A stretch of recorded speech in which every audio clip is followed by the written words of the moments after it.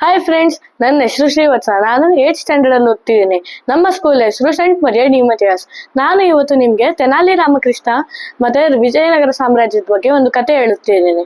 ಆ ಕಥೆಯಲ್ಲಿ ತೆನಾಲಿ ರಾಮಕೃಷ್ಣ ರಾಜ ಮತ್ತೆ ರಾಣಿದು ಒಂದು ಸಮಸ್ಯೆಯನ್ನು ಪರಿಹರಿಸುತ್ತಾನೆ. ಆವಾಗ ಆ ದಿನದಲ್ಲಿ ಏನಾಗುತ್ತದೆ ಹೇಳ್ತೀನಿ. ಆ ದಿನದಲ್ಲಿ ಒಂದು ದಿನ ರಾಜ ಕೇಳ್ತಾನೆ, ಮಂತ್ರಿಗಳೇ, ನಾನು ನಿಮ್ಗೆ ಒಂದು ಕತೆ ಹೇಳಲ್ಲ ಅಂತ. ಆವಾಗ ರಾಜ ಮಂತ್ರಿಗಳು ಹೇಳ್ತಾರೆ, ರಾಜ, ಅಯ್ಯೋ ರಾಜ, ಬೇಡ, ನಾವು ಇವಾಗ ನಮಗೆ ಕೆಲಸ ಇದೆ ಅಂತ. ರಾಜ ಒಪ್ಪಿಕೊಂಡು ನೀವು ಕೆಲಸ ಮಾಡಿ ಎಂದು ಹೇಳ್ತಾನೆ. ಆವಾಗ ರಾಜಂಗೆ ಅಳಿಯುತ್ತೆ. ಆವಾಗ ನಾನು ಇದು ತಿರುಮಲಾಂಬ ಹತ್ರ ಹೋಗ್ಬೇಕಲ್ವಾ ಅಂತ. ಆಗ ತಿರುಮಲಾಂಬೆ ಹತ್ರ ಹೋದಾಗ, ತಿರುಮಲಾಂಬೆ, ನಾನು ನಿಂಗೆ ಒಂದು ಕತೆ ಹೇಳಲ್ಲ ಅಂತ ಹೇಳ್ತಾರೆ. ಆವಾಗ ತಿರುಮಲಾಂಬೆ ಹೇಳ್ತಾರೆ, ಆಯ್ತು ಹೇಳಿ, ಒಂದು ಕತೆ ಹೇಳಿ ಅಂತ. ಆವಾಗ ತಿರುಮಲಾಂಬೆ ಕತೆ ಹೇಳ್ಬೇಕಾದ್ರೆ ಹಾ ಹಾ ಅಂತ ಆಗ್ಲಿಸ್ತಾಳೆ. ಯಾಕಂದ್ರೆ ಅವರಿಗೆ ತುಂಬಾ ಸುಸ್ತು ಆಗಿರ್ತದೆ. ಆ ಸುಸ್ತು ಆಗಿರೋದ್ರಿಂದ ಅವರು ಹಾಕ್ಲಿಸ್ತಿರುವಾಗ ರಾಜನ್ಗೆ ಅದನ್ನ ಗೊತ್ತಾಗ್ಬಿಡುತ್ತೆ. ಆ ಗೊತ್ತಾಗ್ದಾಗ, ಅಯ್ಯೋ ತಿರುಮಲಾಂಬೆ ನಾನು ಬರ್ದಿರುವ ಕಥೆಯನ್ನು ಇಷ್ಟು ನೀಚಾಗಿ ನೋಡ್ತಿದ್ದಾರೆ, ಇದ್ ನನ್ಗೆ ಇಷ್ಟ ಆಗಲ್ಲ ಅಂದ್ಬಿಟ್ಟು ಕೋಪದಿಂದ ಎತ್ತಿ, ತಿರುಮಲಾಂಬೆ, ನೀನು ಇದ್ ಮಾಡಿರೋದು ಒಂದು ದೊಡ್ಡ ತಪ್ಪು. ನಾನು ಬರ್ದಿರುವ ಕಥೆಯನ್ನು ಈ ತರ ಈವಾಡಿಸ್ಬೇಡ ಅಂತ ಹೇಳ್ಬಿಟ್ಟು ಹೋದಾಗ ತಿರುಮಲಾಂಬೆಗೆ ಅರ್ಥ ಆಗೋದಿಲ್ಲ ರಾಜ ಯಾಕೆ ಇಷ್ಟು ಕೋಪ ಮಾಡಿಕೊಂಡು ಹೋದರು ಅಂತ.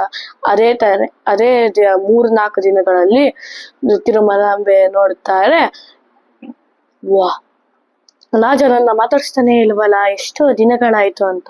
ಅದಕ್ಕೆ ತಿರುಮಲಾಂಬೆ ರಾಣಿ ತೆನಾಲಿ ರಾಮಕೃಷ್ಣನ್ ಕರೆಸ್ತಾರೆ. ಆ ತೆನಾಲಿ ರಾಮಕೃಷ್ಣ ಕರೆಸಿದಾಗ ರಾಣಿ ಹೇಳುತ್ತಾರೆ,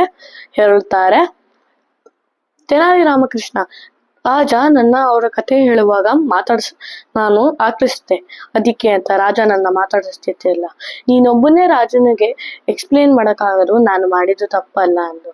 ಅದೇ ತೆನಾಲಿ ರಾಮಕೃಷ್ಣ ಹೇಳ್ತಾರೆ, ಆಗ್ಬೋದು ಮಹಾರಾಣಿ, ಇದನ್ನ ನಾವು ಪ್ಲಾನ್ ಮಾಡಿ ಎಕ್ಸಿಕ್ಯೂಟ್ ಮಾಡ್ಬೇಕು, ಇಲ್ಲಾಂದ್ರೆ ರಾಜ ಅದನ್ನ ಒಪ್ಪುವುದಿಲ್ಲದೆ ಇದ್ರೆ ರಾಜನ್ಗೆ ನಿಮ್ಮೇಲೆ ಇನ್ನೂ ಕೋಪ ಬರುತ್ತೆ. ಅದಕ್ಕೆ ನಂಗೆ 3 ದಿನದ ಕಾಲ ಅವಕಾಶ ಕೊಡಿ ಅಂತ ಹೇಳ್ಬಿಟ್ಟು ರಾಣಿ ಹೇಳುತ್ತಾರೆ. ಆಯ್ತು, ಇದಾಗ್ಬೋದು ಅಂತ. ಮತ್ತೆ ಮೂರನೇ ದಿನದಲ್ಲಿ ತೆನಾಲಿ ರಾಮಕೃಷ್ಣ ಸಭೆಗೆ ಬರುತ್ತಾನೆ. ತೆನಾಲಿ ರಾಮಕೃಷ್ಣ ಸಭೆಗೆ ಬಂದಾಗ ಅವನ ಕೈಯಲ್ಲಿ ಒಂದು ತಟ್ಟೆಯಲ್ಲಿ ಎಲ್ಲಾ ತರದ ಬೀಜಗಳನ್ನು ಇಡ್ತಾನೆ. ಆದ್ರೆ ಒಂದು ಬೀಜ ಇರುತ್ತೆ, ಆ ಬೀಜ ಸಖತ್ ಚಿನ್ನದಿಂದ ಹೊಳಿತಿರುತ್ತೆ. ಆ ಚಿನ್ನದಿಂದ ಹೊಳೆದಿರುವ ಬೀಜವನ್ನ ರಾಜ ಕೇಳುತ್ತಾರೆ, ತೆನಾಲಿ ರಾಮಕೃಷ್ಣ, ಈ ಬೀಜ ಯಾವುದು ಚಿನ್ನದ ತರ ಹೊಳಿತಿದೆಯಲ್ಲ ಅಂತ. ಆವಾಗ ತೆನಾಲಿ ರಾಮಕೃಷ್ಣ ಹೇಳ್ತಾನೆ, ರಾಜ, ಈ ಬೀಜದಲ್ಲಿ ಯಾವ ಮರ ಬೇಕು ಆ ಮರ ಬೆಳಿಬಹುದು ಅಂತ. ಎಲ್ಲಾರು ಮಂತ್ರಿಗಳು ಕೇಳಿ ಶಾಕ್ ಆಗ್ತಾರೆ. ಶಾಕ್ ಆದಾಗ ಇದು ಹೇಳ್ತಾರೆ, ನೋಡ್ರು, ಇದು ತೆನಾಲಿ ರಾಮಕೃಷ್ಣ ಒಂದು ಚಿನ್ನದ ಬೀಜ ತಂದಿದ್ದಾನೆ, ಆ ಬೀಜದಲ್ಲಿ ಯಾವ ಮರ ಬೇಕು ಆ ಮರ ಬೆಳಿಬೋದಂತೆ ಅಂತ ಹೇಳ್ತಾರೆ. ಆವಾಗ ತೆನಾಲಿ ರಾಮಕೃಷ್ಣ ಇನ್ನೊಂದು ಹೇಳ್ತಾನೆ, ರಾಜ, ಅದರ ಜೊತೆಗೆ ಇದು ನೀರಿಲ್ದೆ ಬೆಳೆಯುತ್ತೆ ಅಂತ. ಆಮೇಲೆ ಎಲ್ಲರೂ ನೆಕ್ಬಿಟ್ಟು ಹೇಳ್ತಾರೆ, ತೆನಾಲಿ ರಾಮಕೃಷ್ಣ, ನೀರಿಲ್ದೆ ಯಾವ ಗಿಡ ಬೆಳೆಯುತ್ತೆ ಅಂತ. ಅದೇ ಟೈಮಲ್ಲಿ ರಾಜ ಒಂದ್ಸಲಿ ಹಾಕಿಸ್ತಾನೆ, ಹಾ ಅಂತ ಹಾಕಿಸ್ದಾಗ ತೆನಾಲಿ ರಾಮಕೃಷ್ಣ ಅದನ್ನ ನೋಡ್ತಾನೆ. ತೆನಾಲಿ ರಾಮಕೃಷ್ಣ ಹೇಳ್ತಾನೆ, ರಾಜ, ನಾನು ಹೇಳಿದ್ದಕ್ಕೆ ನಿಮ್ಗೆ ಇಷ್ಟ ಆಗ್ಲಿಲ್ವಾ, ಯಾಕೆ ಹಾಕಿಸ್ತಿದ್ದೀರಾ, ಇನ್ಮೇಲಿಂದ ನಾನು ಈ ಸಭೆಗೆ ಬರಲ್ಲ ಅಂತ ಹೇಳಕ್ ಶುರು ಮಾಡುತ್ತಾನೆ. ಆವಾಗ ರಾಜ ಹೇಳ್ತಾನೆ, ಅಯ್ಯೋ ಇಲ್ಲ, ನಂಗೆ ತುಂಬಾ ಸುಸ್ತಾಗಿತ್ತು, ಅದಕ್ಕೆ ನಾನು ಹಾಕಿಸಿದೆ ಅಂತ. ಅದಕ್ಕೆ ಆತರ ಟೈಮ್ ಆದಾಗ ತೆನಾಲಿ ರಾಮಕೃಷ್ಣ ಹೇಳ್ತಾನೆ, ಮತ್ತೆ ನೀವು ರನ್ನಿಂಗ್ ಮಾಡಿದ ತಪ್ಪೇ ಅಲ್ವಾ, ಅವರು ಎಲ್ಲ ಕೆಲಸ ಮಾಡಿ ಸುಸ್ತಾಗಿರ್ತಾರೆ, ಅದಕ್ಕೆ ಹಾಕ್ಲಿಸ್ತಿರ್ಬೋದು. ನೀವು ಕತೆ ಹೇಳ್ಬೇಕಾದ್ರೆ ಅವ್ರು ಹಾಕ್ಲಿಸ್ಟ್ರು ಅಂತ ಅವ್ರ ಮೇಲೆ ಕೋಪ ಮಾಡ್ಬಿಟ್ಟು 2-3 ದಿನ 4 ದಿನದಿಂದ ಮಾತಾಡಿಸ್ತಾನೆ ಇಲ್ಲ ನೀವು ಅವ್ರನ್ನ, ಇದು ತಪ್ಪಲ್ವೇ ಅಂತ. ಅವಾಗ ರಾಜನಿಗೆ ತನ್ನ ಮಿಸ್ಟೇಕ್ನ ಹೇಳ್ತಾನೆ, ಅಯ್ಯೋ, ನಾನು ಈ ತರ ತಿರುಮಲಾಂಬ ತಿರುಮಲ ಅಮ್ಮಂಗೆ ಮೋಸ ಮಾಡ್ಬಿಟ್ನಲ್ಲ ಅಂತ. ಅವಾಗ ಸಂಜೆ ಸಭೆ ಎಲ್ಲ ಮುಗ್ದಾದ್ಮೇಲೆ ಮಂತ್ರಿಗಳೆಲ್ಲ ಮನೆಗೆ ಹೊರಟಾದ್ಮೇಲೆ ಕೇಳ್ತಾ ತಿರುಮಲಾಂಬೆ ಹತ್ರ ರಾಜ ಹೋಗುತ್ತಾರೆ. ಅವಾಗ ಇದು ತಿರುಮಲಾಂಬೆಗೆ ಹೇಳುತ್ತಾರೆ, ತಿರುಮಲಾಂಬೆ ನಾನು ಮಾಡಿದ್ದು ತುಂಬಾ ಒಂದು ದೊಡ್ಡ ತಪ್ಪು, ನನ್ನ ಕ್ಷಮಿಸಿ ಬಿಡು ಅಂತ.